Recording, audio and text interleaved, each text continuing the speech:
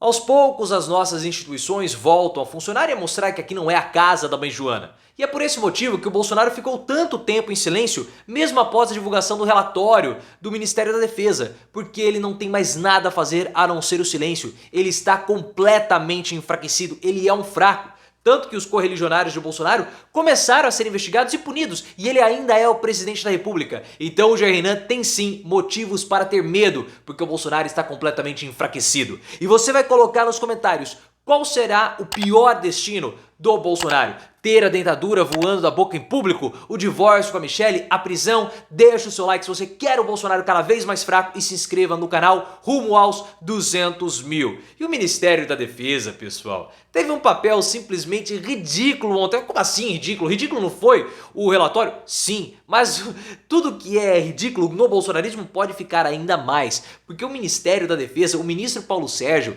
emitiu uma nota para desmentir aquela interpretação geral da população que o relatório não indicou nenhum tipo de fraude. Aí ele falou assim: não, peraí, mas o relatório não disse que não é possível não ter fraude. Ou seja, tentou fazer lá um rocambolesco, lá um rococó absurdo que foi patético. Inclusive o ministro do STF, em um desses veículos de imprensa, ele falou que está chocado com esse baixo nível das Forças Armadas. Um papel ridículo, não tem fraude alguma, eles não identificaram absolutamente nada. Só que o que aconteceu? O Paulo Sérgio, ele teve que vir publicamente desmentir ou remendir ou remendar qualquer coisa que seja o próprio relatório, porque houve uma reação muito negativa por parte dos bolsonaristas que ficaram frustrados com o relatório que foi emitido. Porque os bolsonaristas queriam que tivesse alguma coisa lá, algum indício de fraude, e não tem nada. Eles só vão ficar satisfeitos quando a teoria da conspiração deles tiver algum tipo de respaldo, e não tem. E vocês sabem muito bem que nós já falamos num vídeo recente, link aqui no card, que o bolsonarismo ele é autodestrutivo. Existe uma espiral toda de destruição rumo ao núcleo duro do bolsonarismo, que é Bolsonaro e Michelle. E essa espiral passou pelos militares destruindo completamente as Forças Armadas no conceito do bolsonarismo e também no conceito nacional. Nós temos que discutir de fato qual é o papel das Forças Armadas no mundo moderno que nós vivemos. Se é só para ficar endossando o bolsonarismo ou para passar vergonha, né? Não tem nem que existir ao que nós estamos vendo. E o que nós estamos observando também é o silêncio do Bolsonaro.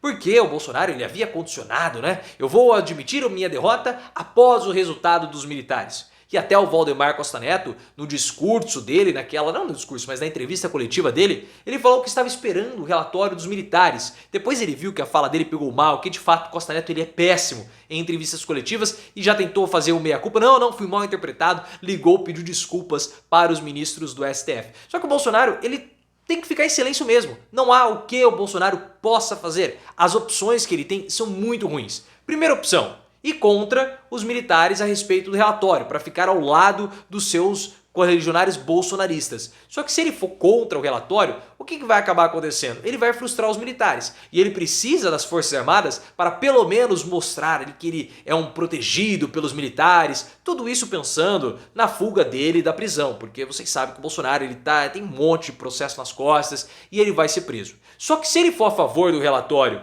para fazer um afago aos militares, ele frustra os seus próprios correligionários. Isso ele não pode fazer porque são essas pessoas que vão sair nas ruas, vão bloquear as estradas quando os processos contra ele avançarem e a possibilidade dele de ser preso.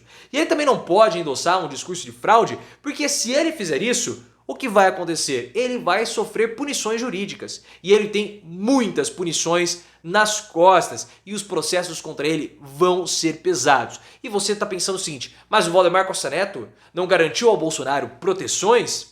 Garantiu nada, pessoal, não caiam nessa. Bolsonaro foi completamente enganado. No dia do discurso do Valdemar Costa Neto, eu fiz toda a análise e os pormenores daquele discurso do Costa Neto, aquela entrevista coletiva. Link aqui no card. O Costa Neto ele foi pressionado, tinha mais de 50 bolsonaristas lá que aplaudiam quando ele endossava Bolsonaro. Mas a gente sabe, e o Alberto Bombig teve a mesma interpretação que nós tivemos com o discurso do Bolsonaro, só que a interpretação dele veio depois, que o Valdemar Costa Neto ele só está querendo manter a base dele coesa de bolsonaristas para conseguir a presidência do Senado. E depois ele vai dar um pé no bumbum do Bolsonaro e vai defenestrá-lo do partido. E aí acabam todas essas proteções que o Bolsonaro vai ter. O Valdemar Costa Neto ele só está amolando a faca para negociar futuramente com o governo Lula. Mas proteger o Bolsonaro ele não vai ser oposição. O Costa Neto ele queria o Ministério da Infraestrutura. Quando ele percebeu que não teria esse ministério, ele começou a falar que é oposição, mas ele nem sabe como fazer oposição. Mas você vai colocar nos comentários, aquela entrevista do Costa Neto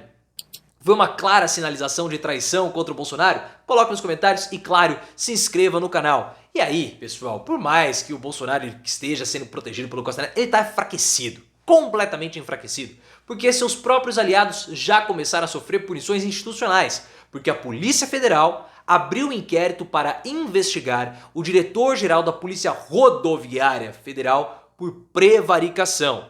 Porque existe toda aquela suspeita de que a Polícia Rodoviária Federal ela atuou em conluio junto com o Palácio do Planalto para realizar aquelas operações nas rodovias, principalmente no Nordeste, com o intuito suposto de dificultar a votação de apoiadores do Lula ou de potenciais apoiadores do Lula. Toda aquela operação foi muito estranha porque ela aconteceu principalmente na região Nordeste, que é o principal reduto do Lula. E mais ainda, pessoal, o Alexandre de Moraes, que é o presidente do TSE, emitiu uma ordem falando que a Polícia Rodoviária Federal não poderia fazer ações no dia do segundo turno com foco no transporte público. E isso foi descumprido, como vocês bem sabem. Então, o diretor-geral da Polícia Federal, da Polícia Rodoviária Federal, está sendo investigado por prevaricação e possivelmente vai ser punido. Ele é um bolsonarista, fez um aceno claro ao Bolsonaro, mas mesmo com os poderes de Bolsonaro, ele vai ser investigado. Como também estão sendo investigados pelo pelo Conselho de Ética da Presidência da República, 3 aliados de Bolsonaro. O Felipe Martins, que é o assessor internacional da Presidência da República, um dos integrantes do Gabinete do Ódio, está sendo investigado pelo Comitê de Ética. Pela Comissão de Ética. Comitê de Ética, eu tô aqui tô com artigos científicos na cabeça, pesquisa científica, não. É a Comissão de Ética. Outro que também vai ser investigado é o Pedro Guimarães, o Pedro Maluco, o ex-presidente da Caixa Econômica Federal. Também vai ser investigado na Comissão de Ética. E por fim, o Sérgio Camargo, o ex-presidente da Fundação Palmares, também vai ser investigado. Todos esses bolsonaristas estão sendo investigados ainda com o Bolsonaro enquanto presidente da República. Isso é uma loucura, pessoal, porque assim, mesmo que o Bolsonaro ele não esteja mais aparecendo, os poderes dele foram muito reduzidos, o eixo de poder está totalmente lá no Centro Cultural, no Banco do Brasil, onde ocorre o governo de transição, o Bolsonaro ainda é o presidente da República, poxa. Ele ainda tem certos poderes, ele tem mais poder do que você.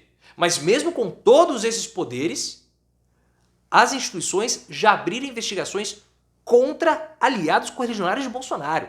Isso é completamente surreal, pessoal. Surreal. Isso mostra a fraqueza que o Bolsonaro está tendo nesse momento. Então imagina como será depois que Lula assumir a presidência da República. E é por esse motivo que o Jair Renan, de todos os filhos do Bolsonaro, é aquele que está mais com medo. E faz sentido.